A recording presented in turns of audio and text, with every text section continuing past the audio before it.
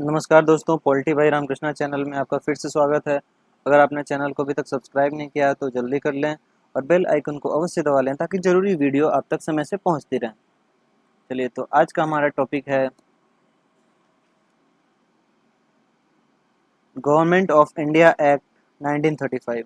जी हाँ, हमने पिछले वीडियो में भी डिस्कस किया था गवर्नमेंट ऑफ इंडिया एक्ट के बारे में, लेकिन वह ईयर चेंज था थोड़ा। वह ईयर था 1919। तो हम लोग पढ़ रहे हैं इस सीरीज़ में कॉन्स्टिट्यूशनल डेवलपमेंट ऑफ इंडिया, जिसके अंतर्गत हम देख रहे थे इंपॉर्टेंट एक्ट्स बिफोर 1947, जिसमें हमने काफ़ी महत्वपूर्ण एक्ट्स के बारे में डिस्कस करा। तो इसमें सब उभर के आया। तो यहाँ जैसा फर्स्ट पॉइंट मेंशन है, this act marked a second milestone towards a completely responsible government in India. मतलब कि भारत में एक पूरी तरह से जिम्मेदार सरकार के लिए स्थापित करने के लिए यह एक्ट एक माइलस्टोन था, मतलब मील का पत्थर था। इसके पहले भी बहुत सारे हालांकि एक्ट आए, लेकिन उसमें इंडियन काउंसिल एक्ट 1861 जो हमने पढ़ा था, वो भी एक बहुत बड़ा लैंडमार्क था कॉन्स्टिट्यूशनल और पॉलिटिकल हिस्ट्री में। जी हाँ, तो जो हमारे चैनल में नए हैं वो जाके उस वीडियो को देख सकते हैं। हमारा वो टॉपिक है इंडियन काउंसिल एक्ट 1861। जी हाँ, तो नेक्स्ट हम लोग इसमें देख रहे हैं गवर्नमेंट ऑफ इंडिया एक्ट 1935। तो इसमें दूसरा जो पॉइंट मेंशन है, it was a lengthy and detailed document having 321 section and 10 schedule. तो उस समय एक डिटेल्ड डॉक्यूमेंट टाइप का बना, बहुत सारा लेंदी था वो, और उसमें 321 सेक्शन थे और 10 शेड्यूल्स थे। तो इम्पोर्टेंट क्वेश्चन बन सकता है यहाँ से कि गवर्नमेंट ऑफ इंडिया एक्ट 1935 के अंतर्गत जो डॉक्यूमेंट बना गवर्नमेंट के लिए, तो उसमें कितने सेक्शन और कितने शेड्यूल हुए थे। तो 321 सेक्शंस थे और 10 शेड्यूल्स थे। अब हम लोग इस एक्ट के अंदर कुछ महत्वपूर्ण प्रावधान को देखेंगे। तो इसके अंदर फर्स्ट पॉइंट है, it provided for establishment of an all-India federation consisting of provinces and princely states as units। तो इसके अंदर मेंशन है कि ऑल इंडिया फेडरेशन की स्थापना का इसमें जिक्र किया गया है। हाँ, जिसमें प्रोविंसेस और प्रिंसली स्टेट्स अलग अलग यूनिट्स होंगे उसके। This act divided the powers between centre and units. तो इसने क्या करा कि सेंटर और यूनिट में जो ताकत थे उनका बंटवारा हुआ, थोड़ा उनको डिवाइड किया गया in the term of three list. अब देखिए, इसमें थ्री लिस्ट का मेंशन है, federal list, provincial list and concurrent list. अब मेंशन किया गया है अलग अलग कि फेडरल लिस्ट जो है वो सेंटर के लिए था विथ 59 आइटम्स, उसमें 59 आइटम्स थे। और प्रोविंशियल नाम से ही है, प्रोविंस के लिए था, और जिसमें 54 आइटम्स थे। कॉन्करेंट लिस्ट दोनों के लिए था, जिन्हें सेंटर और प्रोविंसेस दोनों को मानना होता था। इसमें 56 आइटम थे। ठीक है। तो residuary powers were given to the viceroy. और पावर्स जो थे, रेसिड्यूरी पावर्स, वो वॉइस रॉय को दिए गए। चलिए, उसके बाद नेक्स्ट पॉइंट है, it abolish dyarchy in provinces and introduced provincial autonomy in its place. तो हमने जैसा कि पिछले वीडियो में डिस्कस करा था, गवर्नमेंट ऑफ इंडिया एक्ट 1919 में जो बाई कैमरलिज्म का हुआ था, और आई थिंक डीआरची का भी उसी में आया था। यस, तो डीआरची का भी उसी में आया था। तो यहाँ पे उसने क्या किया कि वो जो डीआरची सिस्टम था उसको एबोलिश किया गया। डीआरची सिस्टम पूरी तरह एबोलिश किया गया इसमें, और उसके जगह पे प्रोविंशियल ऑटोनॉमी। तो प्रोविंशियल ऑटोनॉमी नाम से एक क्वेश्चन बन सकता है कि प्रोविंशियल ऑटोनॉमी किस एक्ट के अंतर्गत आया। तो ये हमारा गवर्नमेंट ऑफ इंडिया एक्ट 1935 के अंतर्गत आया।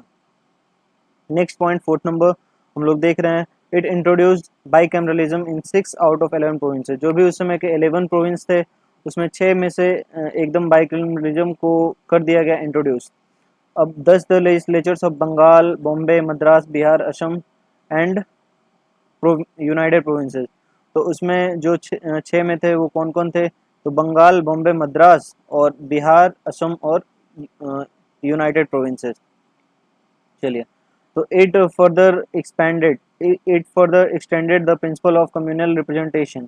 तो अब तक के जितने भी कम्युनल रिप्रेजेंटेशन हुए थे, जैसे कि हमने देखा था इंडियन काउंसिल एक्ट में आए थे कुछ कुछ, जैसे कि एनडब्ल्यूएफपी थे, बंगाल थे, north western, pardon, sorry sorry,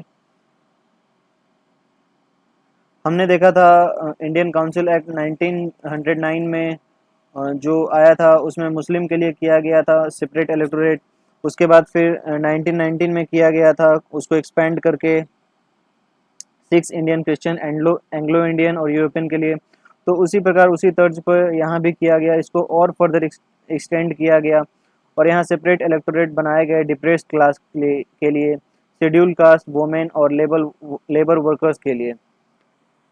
जी हाँ, तो ये क्वेश्चन पूछा जा सकता है कि गवर्नमेंट ऑफ इंडिया एक्ट 35 के अंतर्गत किसको किसको सेपरेट इलेक्टोरेट बनाया गया, किसके लिए। तो हम लोग डिप्रेस्ड क्लास, उन्होंने डिप्रेस्ड क्लास के लिए बनाया, जिसे शेड्यूल कास्ट एससी भी कहा जाता था, औरतों के लिए बनाया और मजदूर जो हुआ करते थे वर्कर्स उनके लिए बनाया। नेक्स्ट पॉइंट है, it provided for the establishment of not only a federal public service commission but also a provincial public service commission and joint public service commission for 2 or more provinces। उन्होंने कहा कि 2 या 2 से ज़्यादा के लिए बनाया जाए क्या क्या, तो joint public service commission, provincial public service commission और इस जो फेडरल पब्लिक सर्विस कमीशन था वो पहले से तो था ही। चलिए नेक्स्ट पॉइंट है, सेकंड लास्ट पॉइंट, कि it provided for the establishment of feudal code federal code. तो फेडरल कोड की स्थापना की बात की गई है जो कि सेटअप हुआ इंडिया में 1937 में। तो यह एक इम्पोर्टेंट पॉइंट बन सकता है कि 1937 में फेडरल कोड की स्थापना हुई। ठीक है, उसके बाद है नेक्स्ट और लास्ट पॉइंट जो हमारा है, बर्मा, म्यांमार एंड बर्मा जो कि अब म्यांमार कहा जाता है, and Aden were separated from India. India से इन दोनों को सेपरेट कर दिया गया। तो यह क्वेश्चन भी बन सकता है कि गवर्नमेंट ऑफ इंडिया एक्ट 1935 जो है उसके द्वारा सेपरेशन जो हुआ वो किसका किसका सेपरेशन हुआ, तो इंडिया से म्यांमार जो कि उस समय बर्मा कहा जाता था और एडन, इन दोनों का सेपरेशन हो गया और 2 न्यू प्रोविंसेस और 2 नए प्रोविंस उस समय बने। कौन कौन से, तो उड़ीसा जिसका अभी नाम ओडिशा है और सिंध, वो दोनों बने। तो उड़ीसा और सिंध की उत्पत्ति वहाँ से हुई। तो आज हमने पढ़ा गवर्नमेंट ऑफ इंडिया एक्ट 1935, जिसके अंदर हमने देखा कि यह बहुत ही लेंदी एक डॉक्यूमेंट था, 321 सेक्शन और 10 शेड्यूल का। उसके बाद हमने देखा कि कैसे डीआरसी को इसमें एबोलिश किया गया, उसके जगह पे प्रोविंशियल ऑटोनॉमी लाया गया। उसके बाद 3 लिस्ट हमने देखा, federal list, provincial list, concurrent list. और उसके बाद हमने देखा कैसे जेपीएससी और प्रोविंशियल पब्लिक सर्विस कमीशन ये सब किया गया फेडरल पब्लिक सर्विस कमीशन के अलावा। उसके बाद हमने देखा फेडरल कोर्ट का जो इस्टेब्लिशमेंट हुआ स्थापना 1937 में उसका।